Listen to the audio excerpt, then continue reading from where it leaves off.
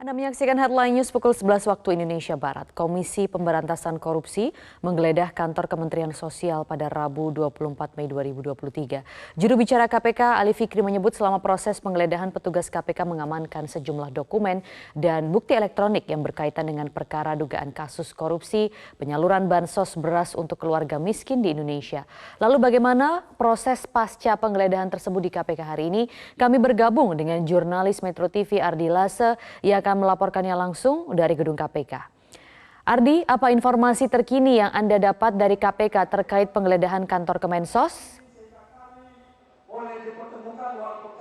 Iya, selamat siang Maria dan juga pemirsa. Memang benar bahwa KPK sudah melakukan penggeledahan di kementerian ataupun kantor Kementerian Sosial kemarin 24 Mei 2023, di mana hingga saat ini berdasarkan informasi yang kami dapat dari juru bicara atau kepala bagian pemberitaan KPK Ali Fikri mengatakan bahwa hingga saat ini kasus ini masih diusut ataupun dari pihak KPK sendiri masih mengumpulkan bukti-bukti, dan nanti ketika bukti-bukti dirasa sudah cukup maka terkait dengan kedudukan kasus dugaan korupsi bantuan ini, yaitu bantuan beras, maka akan dirilis kepada masyarakat.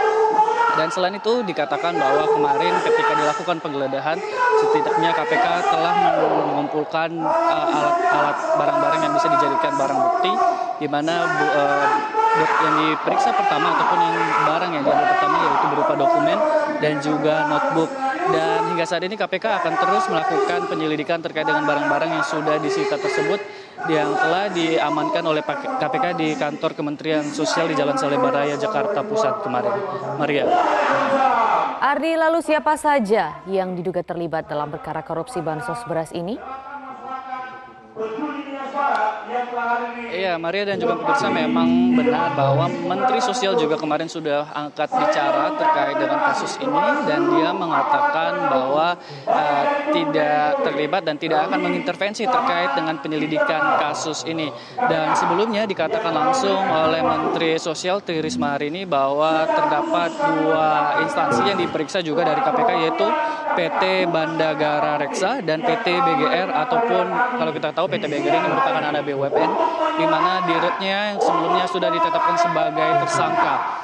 Dan Tri Risma hari ini Menteri Sosial mengatakan bahwa sebelumnya ketika dilakukan penyelidikan ini merupakan kasus yang memang terjadi pada tahun 2020, di mana sesuai dengan paparannya dikatakan ketika kasus ini terjadi, ini ketika ia belum menjabat sebagai menteri di Kementerian Sosial. Dan kita tunggu saja Maria dan juga pemirsa terkait dengan penanganan ataupun penyelidikan kasus ini yang akan dilakukan oleh KPK dan siapa saja nanti yang terlibat dalam kasus dugaan korupsi bantuan sosial ini.